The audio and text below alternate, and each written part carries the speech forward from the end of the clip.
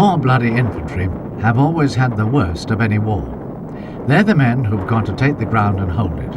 There isn't a substitute, but the carnage of the First World War showed that there had to be a better way of using those men, rather than being simple cannon fodder. They had to be found a way of accomplishing their mission without such enormous waste. The Japanese, with no scruples about individual life, weren't concerned about their own or anyone else's when they began mobilizing for war in the late 1920s. On an overpopulated island, manpower was cheap, and the warrior code of Bushido spurred the infantry on to a decade of empire-building infamy. First came the invasion of Manchuria in 1931, which many people regard as the real beginning of World War II. This was a conflict between foot-slocking infantry and horse-drawn artillery in 18th or 19th century style, with no concessions to technological advances. It only ended when the Russians kicked the Japanese out in 1945. Before this, though, in 1937, Japan had also attacked China.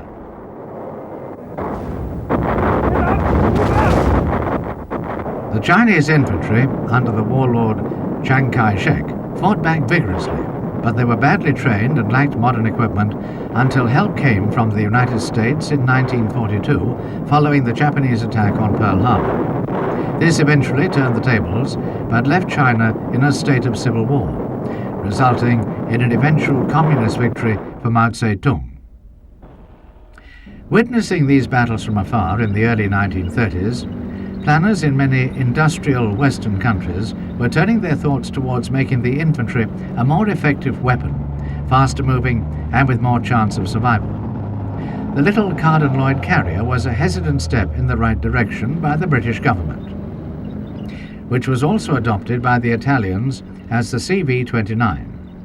They could only carry a couple of men plus a machine gun and would have sunk without trace in the mud of Flanders, but they were a small step in the right direction towards giving infantry a degree of armoured protection as well as increased mobility.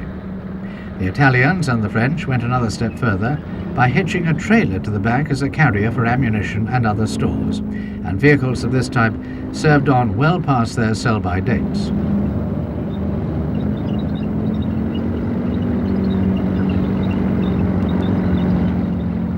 The year 1940 saw the advent of a new style of warfare called Blitzkrieg, or lightning war, and a triumphant German army marching through the streets of Paris. The whole concept of Blitzkrieg relied on close cooperation between tanks and infantry, so the men of the Panzer divisions enjoyed the luxury of riding into battle in armoured half-tracks, tracked vehicles with a pair of ordinary rubber-tired steering wheels at the front. These helped them reap the benefits of one victory. And to begin with, when Adolf Hitler invaded Russia in 1941, it looked as though another quick result was on the cards. One of the most important German developments to help the infantry accomplish their mission successfully was the Hanamag Armoured Personnel Carrier, or APC. This was a far cry from the tiny Carden-Loyd carriers, and is the real forerunner of all modern armoured personnel carriers, being the first to enter mass production, and with over 16,000 being made.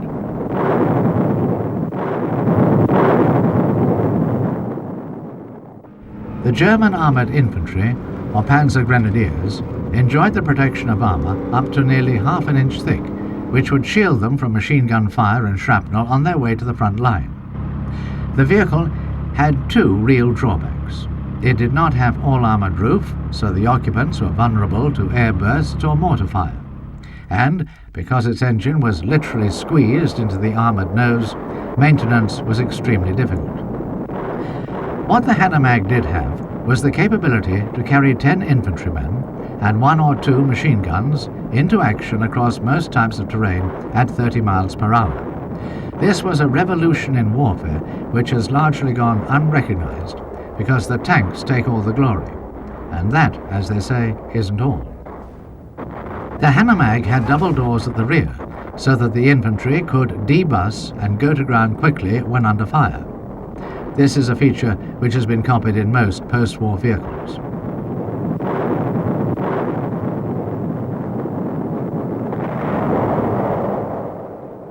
They could also use the shoulder-high walls of the Hanamag as firing rests for their rifles from comparative safety. The fully enclosed ABC with firing ports still lay in the future, but the Hanamag was a great advance over anything which had preceded it.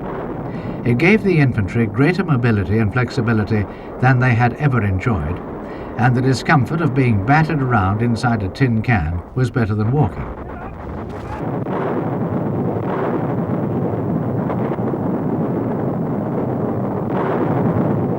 At the end of the day, though, the infantry still had to dismount, particularly when fighting in towns and cities.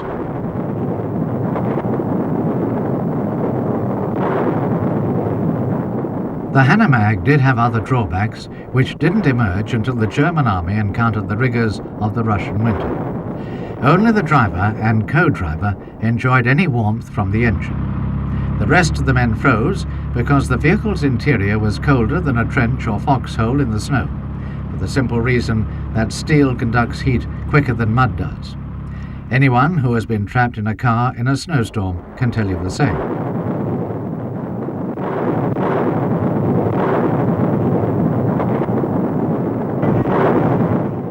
On top of that, if you don't wear gloves, in the sub-zero temperatures of the Russian winter, that same steel will literally burn the skin off your hands. The Hanamag's tracks were also too narrow to give good traction in soft snow, which limited the vehicle's mission performance in support of a tank attack.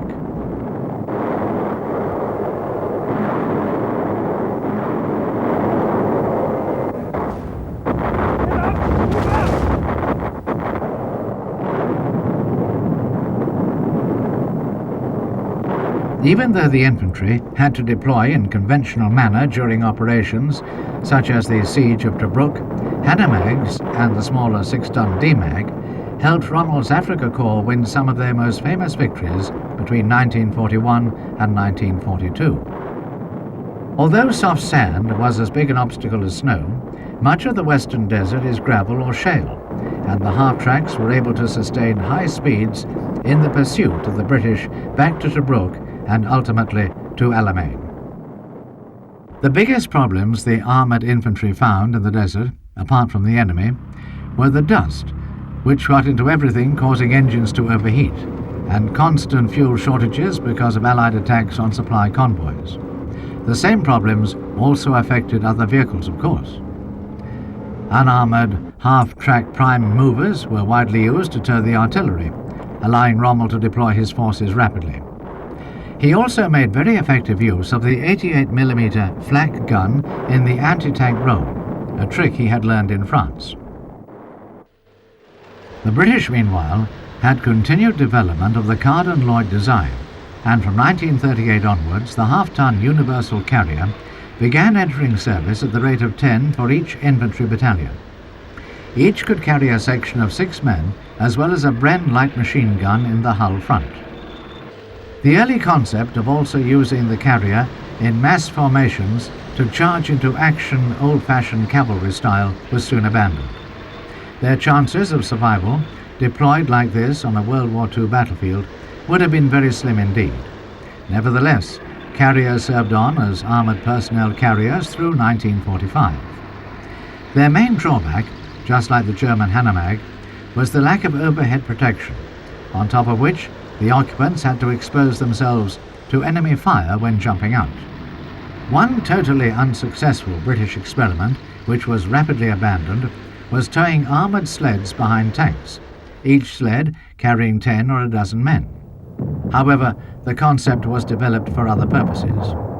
One of the most successful of these was the Churchill Crocodile, a flame-throwing tank which carried the fuel for the flame gun in a trailer. The infantry followed in convoy behind the tanks in their universal carriers.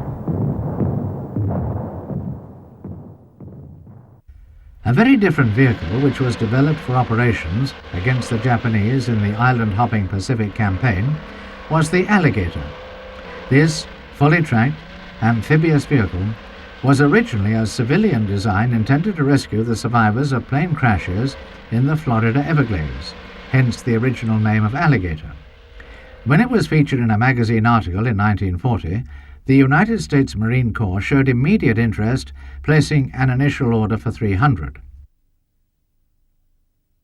The original idea was that they should be used as supply vehicles to support landings after a beachhead had been secured, so they were unarmored. But it didn't take long to realize their potential as troop carriers, though, and later versions were lightly armored against machine gun fire and shell splinters.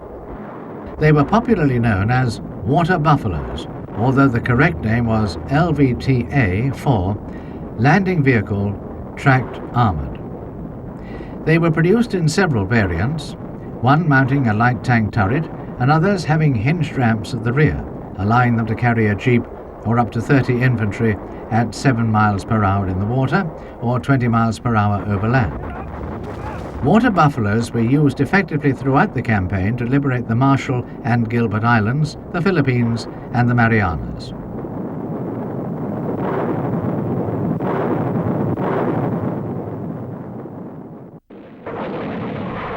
Then in February 1945 came the Marine Corps' sternest test on Iwo Jima. This tiny island was fanatically defended because of its strategic importance, lying only 600 miles from the Japanese mainland. From Iwo Jima's 2 airfields, Allied fighters could fly escort for the B-29 bombers, which were suffering heavy losses in raids on Japanese cities. To ensure the island's capture, Admiral Chester Nimitz ordered in the veteran 5th Marine Corps. The 8 assault battalions of the 4th and 5th Divisions embarked in their landing craft 4,000 yards offshore and drove up to the beaches in 10 waves. Nearly 500 water buffaloes were deployed, driving the Marines straight inland up the steeply shelving beaches. For the first 20 minutes, there was no sign of Japanese resistance, and the Marines quickly drove 200 or 300 yards inshore. Then all hell broke loose. The Japanese had dug miles of tunnels with carefully concealed exits. Now they started firing from behind the Marines, while artillery pounded the shoreline. It was a clever trick, and the battle would ultimately cost over 6,000 American lives. But the Japanese had made the fatal mistake of allowing the Marines to get ashore in strength before counterattacking. Within an hour and a half, all 8 assault battalions were ashore, and landing craft were beginning to bring in the tanks and other heavy equipment. On the left flank of the assault, the 5th Division had the hardest task because their beach was overlooked by Mount Suribashi. It took 3 days of hard fighting before the Marines were able to raise Old Glory on its summit. It took another 3 weeks to subdue the rest of the defences and reopen the airfields.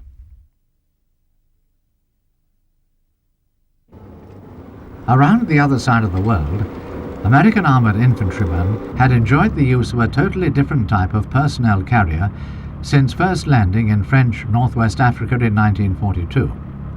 This was the 9-ton white M3 half-track, which could carry 12 infantry in addition to its driver and machine gunner. Although based on an existing truck, it imitated many features of the German Hanamag, including half-inch armour and rear doors to allow the infantry to deploy in relative safety. But it was still an open-topped vehicle with all the disadvantages which that implies. Nevertheless, it was very versatile, with good mobility, and by 1944, every American armoured infantry regiment was equipped with 150 M3s per battalion. Infantry mobility was one advantage the United States Army enjoyed throughout the war compared with any other nation. This gave them great flexibility in responding quickly to threats or exploiting breakthroughs, not giving the enemy a chance to draw breath. There were 3 armoured infantry regiments, 3 battalions of tanks, and 3 armoured field artillery battalions to a typical American armoured division. One of each was assigned to a brigade called a combat command, which was based on the German battle group system. This again gave much improved mission flexibility, even though a combat command on the march could stretch down 30 miles of road.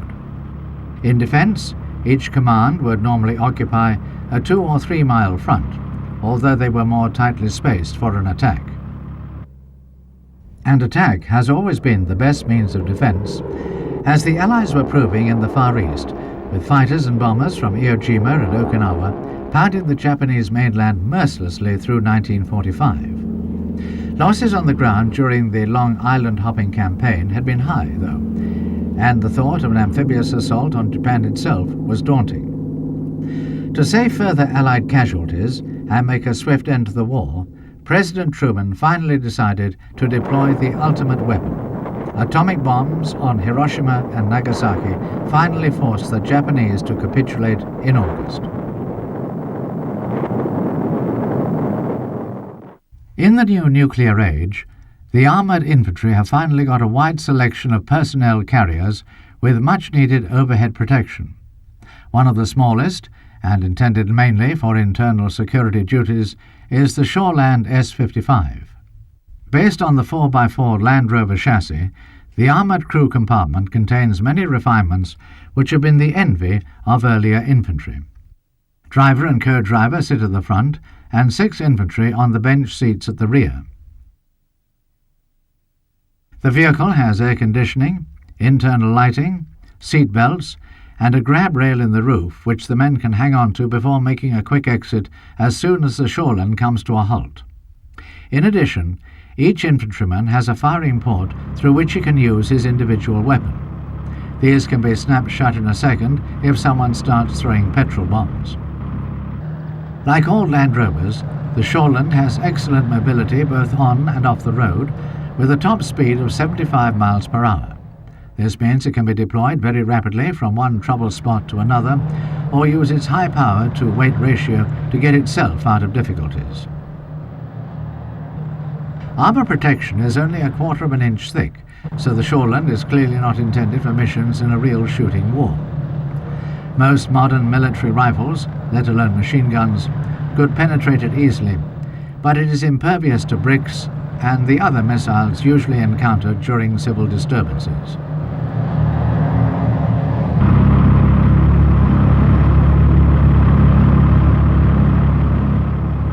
The Shoreland's cross-country mobility is a vital feature for patrolling border areas, pursuing suspects, or escorting other vehicles through hostile countryside.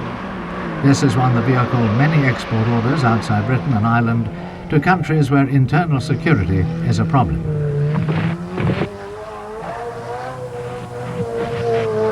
Another post-war vehicle which has enjoyed outstanding export success is the Piranha Armoured Personnel Carrier. This has been developed since the 1970s by the Swiss MOAG company to meet a variety of mission profiles and is available in 4, 6 and 8-wheeled versions. Such is its versatility that it has even been adopted by the United States Army and Marine Corps. The Piranha can carry up to 15 men who dismount through the rear door.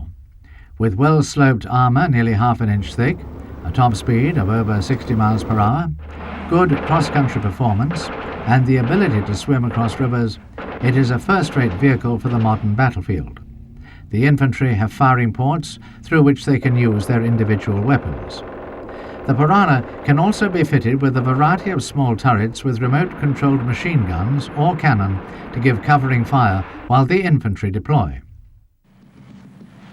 The main threat to world peace until recent years was always seen as the Soviet Union, with its overwhelming number of tanks, which NATO could only hope to beat through better technology, training and tactics. But the Russian army is not only one of the strongest in the world, but also one of the most experienced. It was the first to develop what is now known as a Mechanized Infantry Combat Vehicle. The BMP series has been progressively developed and modernized since the 1960s. Unlike the Piranha, it is fully tracked and has a small man turret which gives it some of the capability of a light tank. It is also fully amphibious because the Red Army knew that if it ever did invade Western Europe, it would have a lot of major rivers to cross. A great deal of thought went into the design of the BMP to allow it to perform a variety of missions, in addition to its basic one of putting its infantry in the right place and giving them some covering fire. The original BMP-1 carried a crew of 3 plus 8 infantrymen who exited through a large door at the rear. They also had firing ports in the hull sides through which they could aim their individual weapons. Later versions, the BMP-2 and 3, also have firing ports, but carry one man less because extra space has been taken up with new weapons fits and technological refinements. Both the hull and the turret have been extensively revised over the years, and the main armament has changed several times. The latest version carries a 100mm rifle gun with the unusual capability of also firing a laser-guided anti-tank missile. There is also a coaxial quick-firing 30mm cannon and a hull machine gun. This combination allows the BMP not only to bring its infantry forward in support of the main battle tanks, but also to fight off enemy tanks and infantry tank destroyer teams. Another Russian vehicle with similar characteristics is the BMD Armored Combat Vehicle, designed specifically for airborne operations.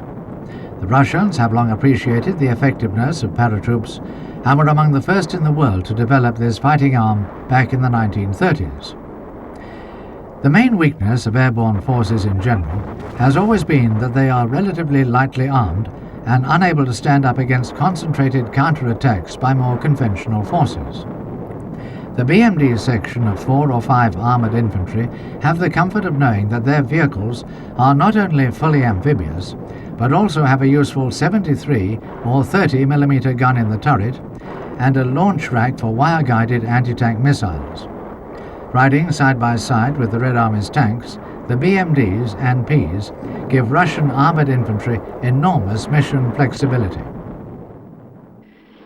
A West German design with similar capabilities, dating back to before the country's reunification, is the Marder.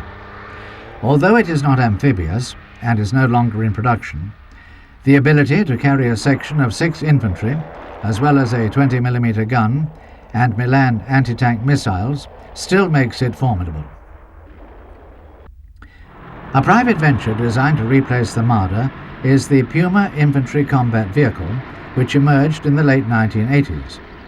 Many armoured fighting vehicles have had their origins this way, being designed to catch the customer's eye rather than being built to a government specification. The Puma is very much a creature of the Millennium battlefield. Like the Russian BMP, it carries a crew of 3 and up to 8 fully equipped infantrymen with all their gear.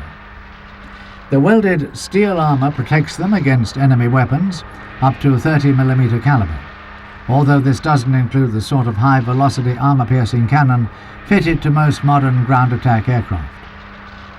In fact, no military vehicle since the 1940s has been tough enough to withstand air attack. The best that can be achieved is the usual compromise between armour protection, mobility and firepower. The primary mission of an armoured infantry combat vehicle is to get the troops into the front line as quick and safely as possible. With a top speed of 45 miles per hour and good cross-country performance in all types of terrain, the Puma is well equipped to accomplish this mission. It is not amphibious, although, like several other German vehicles, it does have a deep fording capability thanks to an overpressure air conditioning system. This also protects the occupants from nuclear, bacteriological and chemical hazards. Further crew safety is enhanced by an automatic fire extinguishing system which comes on more quickly than a human being could react if the vehicle is hit. On top of this, the small turret mounts 25mm quick-firing cannon to give the infantry covering fire while they deploy.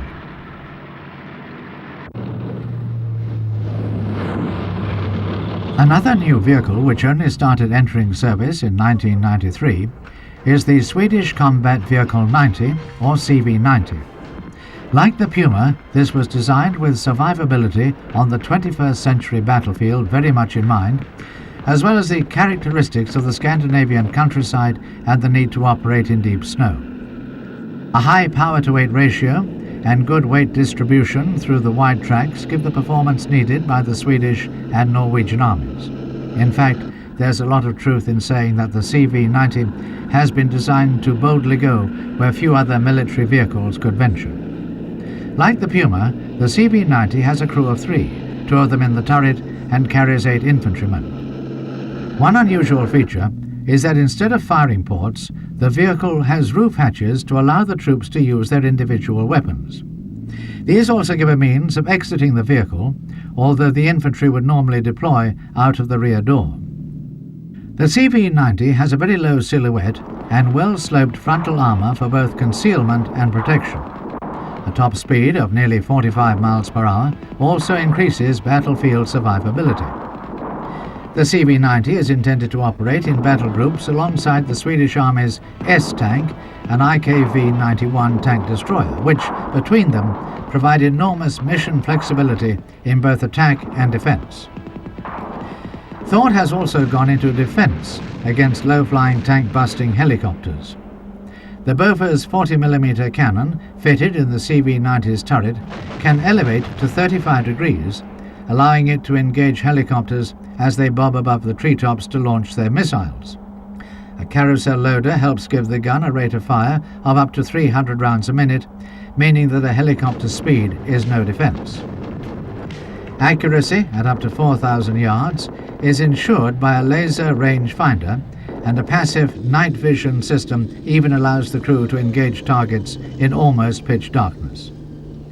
When firing at ground targets, the gun has two alternative rates of fire: 60 rounds a minute against enemy infantry or single shot against vehicles. The helicopter threat is also one which the British Army's Stormer armoured personnel carrier is well equipped to meet. It carries 8 ready-to-fire, high-velocity Starstreak anti-aircraft missiles, which can be launched singly or in salvos against multiple targets. Developed from the Scorpion light armoured reconnaissance vehicle, Stormer is a small, air-portable vehicle, but despite its size, can carry up to 12 fully equipped infantrymen. A diesel engine gives reliability and a top speed of 50 miles per hour, while a flotation screen can be quickly fitted to allow the vehicle to swim across rivers. The small turret can be fitted with a wide variety of weapons, from heavy machine guns through quick-firing cannon to a 90mm anti-tank gun, giving the mission flexibility required of all modern armoured infantry vehicles. As a result, Stormer has been ordered by several other countries in the Middle and Far East and has a long future ahead of it. While Stormer is designed principally to equip infantry regiments, the British Warrior Mechanized combat vehicle usually accompanies the tanks and helicopters of armoured regiments into battle. Although basically an armoured personnel carrier, carrying a crew of 3 and 7 infantry, the Warrior is also designed to operate in the reconnaissance role, and the turret mounts the same 30mm quick-firing cannon as in the Scimitar light tank. Like the German Puma and Swedish CV-90, this gives it the mission flexibility required in any modern military vehicle, and the Warrior has seen active service in both Iraq in 1991 and Kosovo in 1999. This shows its adaptability for all types of terrain and climate. Low ground pressure and the ability to climb 60-degree gradients give Warrior very good cross-country mobility, and a 500 horsepower engine provides a top speed of nearly 40 miles per hour. Reliability and endurance are among the vehicle's other strengths. Breakdowns are rare, and with a range of over 400 miles, the Warrior can stay on the battlefield for up to 48 hours without needing to refuel.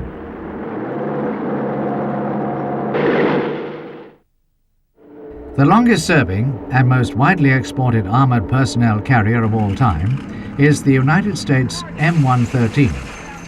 This first entered service in the early 1960s and, incredibly, is still in production. It has seen active service in Vietnam, the Arab, Israeli and Indo-Pakistani wars, and during the Gulf War in 1991, proving its all-round capabilities. The M113 was the first vehicle in the world to use aluminium armour to reduce weight, and it is fully amphibious, being propelled through rivers by its tracks at 4 miles per hour. The basic vehicle carries a crew of 2 plus 11 infantry who enter and leave through the rear on a powered ramp. Armament is normally a 50 caliber heavy machine gun, although there are almost endless alternatives for the 40 nations worldwide which have selected the M113 over the years. The latest version is the Model A3, which first entered US Army and Marine Corps service in 1987. This has a more powerful turbocharged diesel engine and fully automatic transmission, which allows it to be driven just like a car with a steering wheel and foot brake rather than the traditional push-pull steering and braking levers to each set of tracks. This makes the vehicle more manoeuvrable, able to twist and turn quickly to present a more difficult target, and top speed is nearly 40 miles per hour.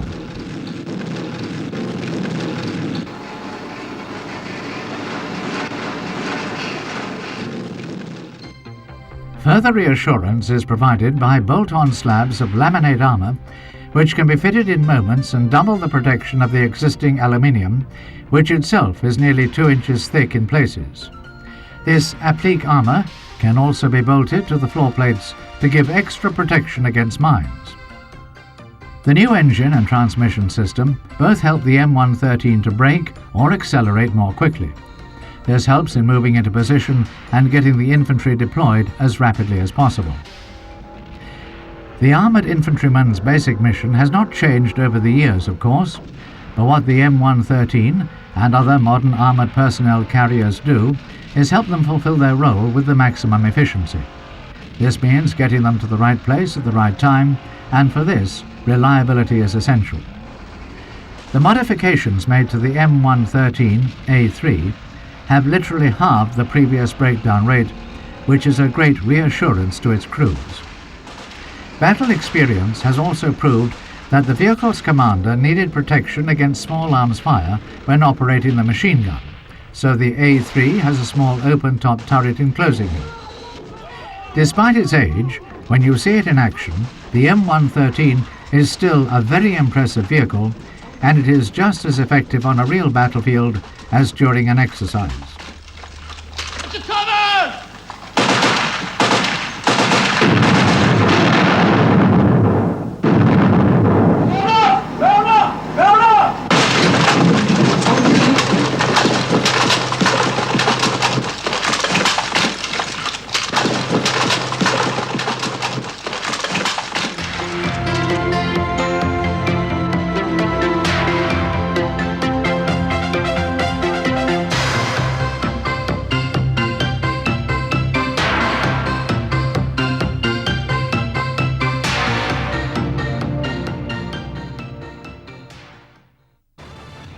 Even as the M113 was entering service in the 1960s, the United States Army had started a program to develop a separate mechanized infantry combat vehicle to complement it.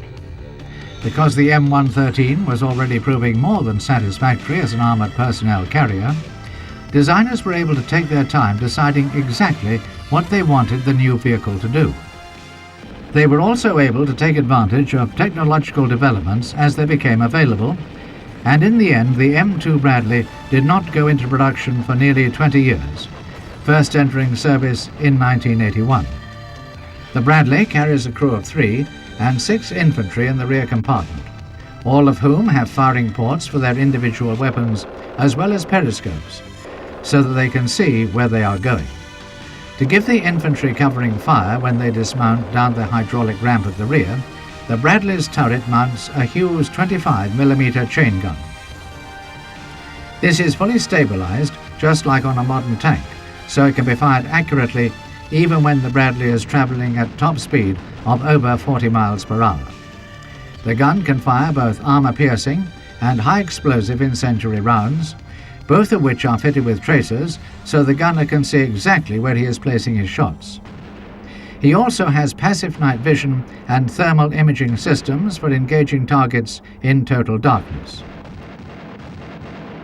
To counter the menace of enemy helicopter tank busters, the chain gun can be elevated to 60 degrees and can fire up to 200 rounds a minute. And, since the Bradley is designed specifically to operate closely alongside the United States Army's M1 Abrams main battle tank, enemy tanks are a constant threat.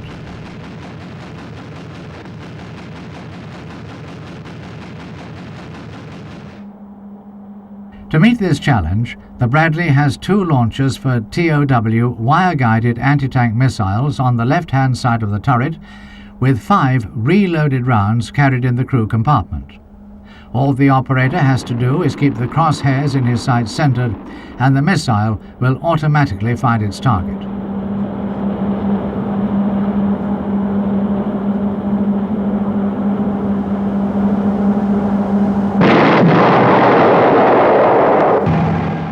Although the 24-ton Bradley is not amphibious, flotation screens carried, collapsed around the top of the hull, can be erected in moments so rivers are not an obstacle. Crew protection is excellent. The turret is of steel and the hull of welded aluminium with an extra layer of spaced laminated armour. In addition, plates of reactive armour which explodes outwards when hit can be bolted on. This was used successfully during the war with Iraq in 1991. In action, the armoured infantry and their Bradleys are deployed alongside the tanks and supporting helicopter gunships and other tank-busting aircraft. One of their principal roles on the modern battlefield is to protect the tanks from enemy infantry with portable guided missiles.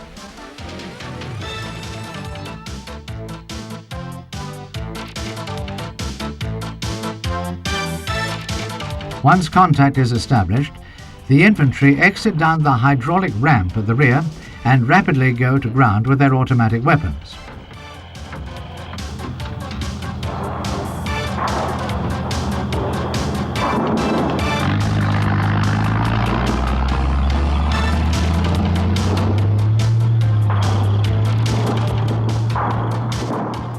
The Bradley itself then moves off to find a hull-down position from where it can give covering fire, while at the same time presenting a very small target.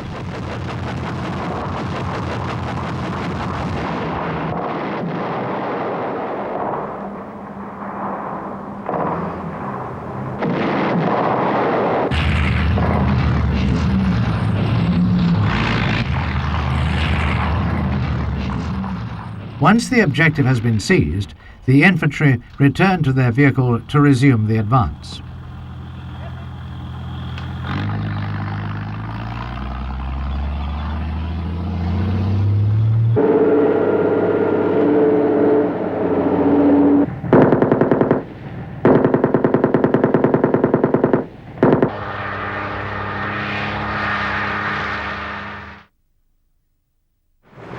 One of the most impressive of all modern military vehicles is the US Marine Corps LVTP-7, designed and built specifically for the type of assault pioneered by the water buffalo in the 1940s.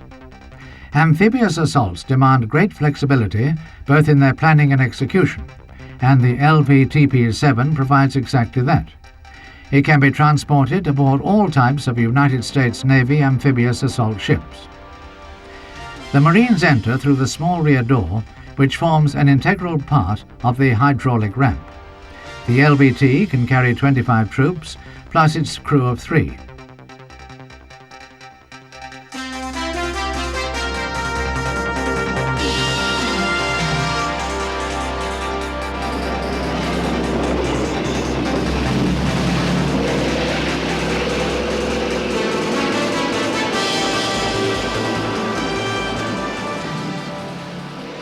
Powered by water jets, the LVTP, or Landing Vehicle Tracked Personnel, can achieve up to 8 miles per hour in the sea, and its bird-shaped hull allows it to surmount waves up to 10 feet high.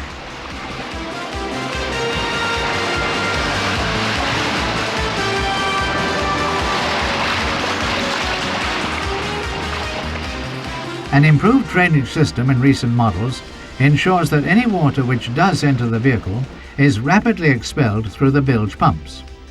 The air conditioning system provides cool, dry air for both the occupants and the engine. The commander's cupola is raised to give him better all-round vision and allow him to tell the troops what's going on around them.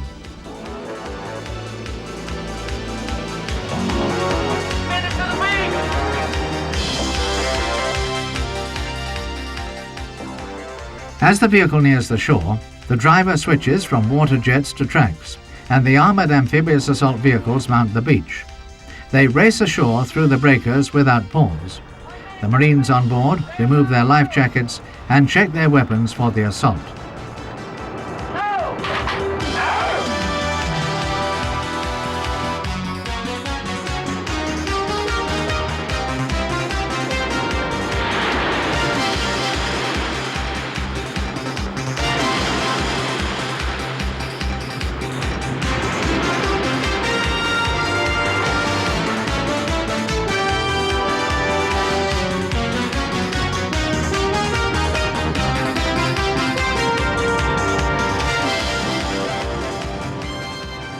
Once dismounted, the men fan out rapidly, some dropping to give covering fire if needed.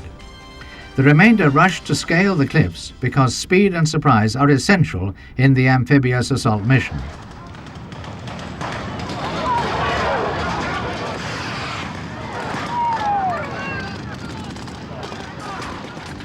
The LVTs move off down the beach to find a path to the top. Not difficult for a vehicle which can scale a 60% slope with ease.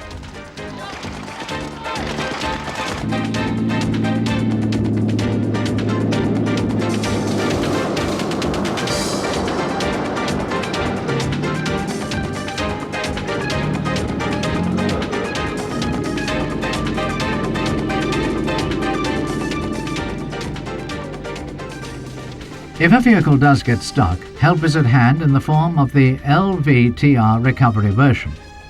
This is fitted with a powerful winch and a hydraulic crane, enabling it to take most battlefield casualties in its stride. This dedicated armoured engineer vehicle can also be used to change engine power packs.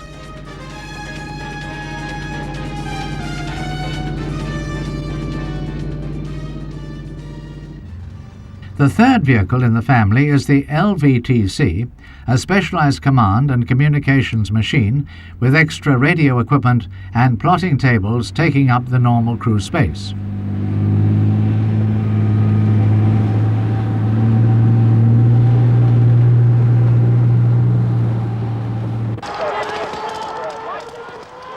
Once off the beach, the Marines run to remount their LVTs, which now serve as conventional armoured personnel carriers.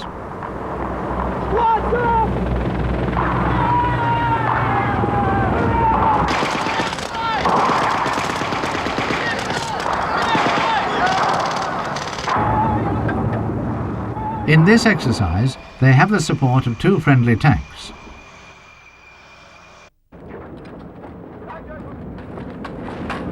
Our mission is to attack and seize a lightly defended mortar in observation position.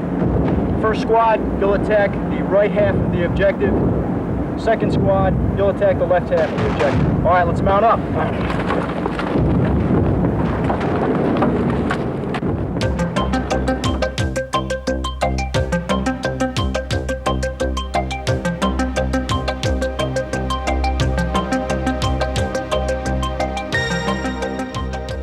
The 400 horsepower Detroit diesel turbocharged engine makes light work of the roughest terrain. Hydrostatic steering provides full and immediate control at all speeds, while the easy-to-read instrument panel gives both visual and audible warning signals. The automatic transmission system makes the driver's task even easier. The improved powertrain gives a top speed of 40 miles per hour, while the suspension is designed to give a smooth ride and reduce crew fatigue.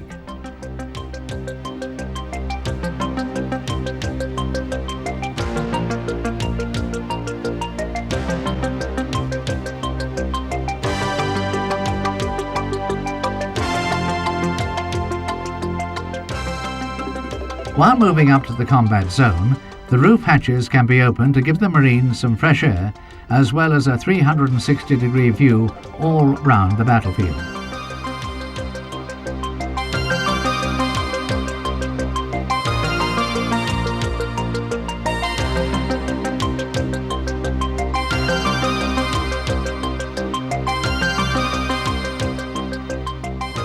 When the enemy wakes up, those hatches can be closed very quickly as well.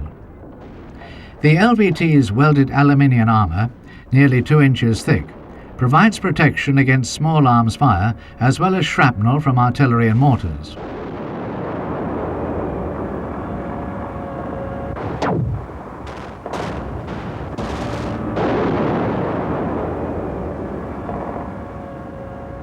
The vehicle can also hit back using the 50 caliber heavy machine gun mounted in the full traversing power-operated turret.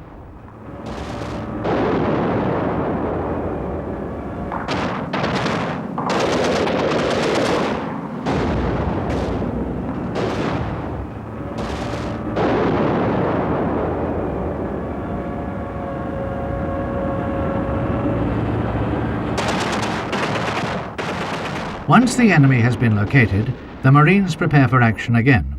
30 seconds to the objective. Check your gear.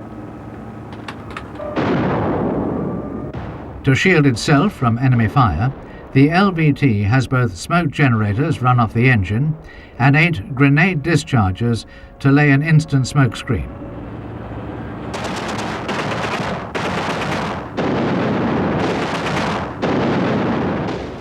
Objective, 50 meters at 12 o'clock. Let's go!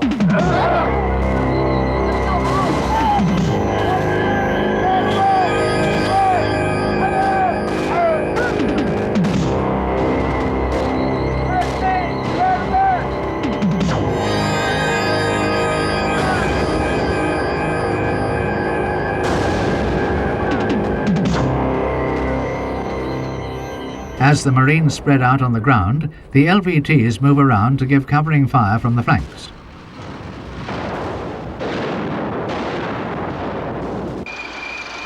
Then the tanks rumble forward to take out the enemy strongpoint.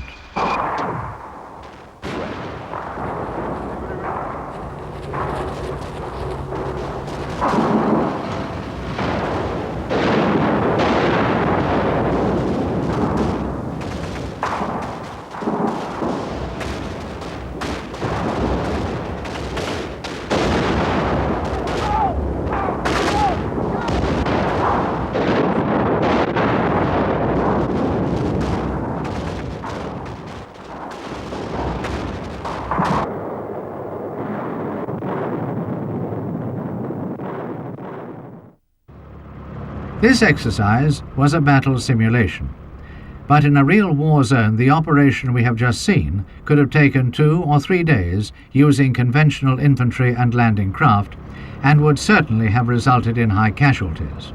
But, this exercise over, the LVTs returned to the beach before sailing back to their mother ships.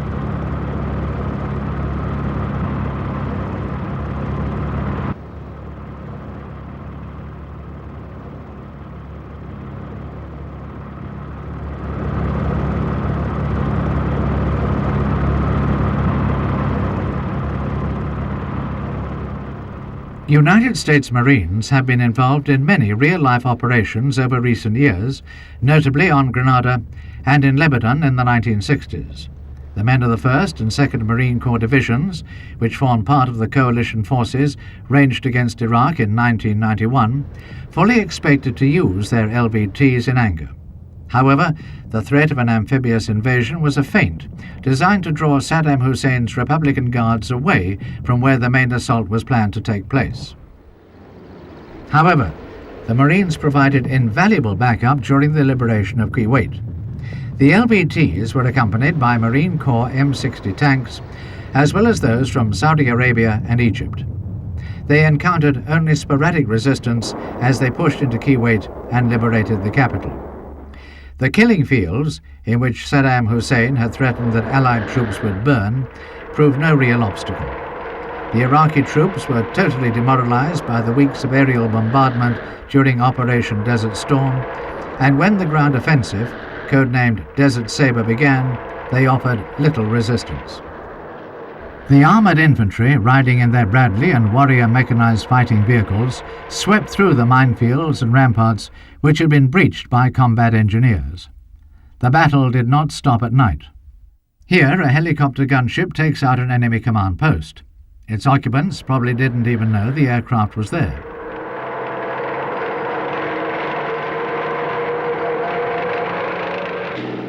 Tanks, such as the British Challenger, supported by multi-role helicopters like the Lynx, proved an irresistible combination in conjunction with the armoured infantry. There was no hiding place for the Iraqi forces. In fact, it was the technological advantage of passive night vision devices and thermal imaging for the gunners which proved decisive in the ground campaign. A veteran of the Allied forces which had stormed ashore in North Africa in 1942, riding their M3 half-tracks, could not have envisaged warfare conducted like this. The Allied advance was so rapid that Saddam's troops had no time to redeploy once they realized they'd been deceived by the threat of amphibious invasion, and that in fact the tanks and infantry were already deep inland behind them.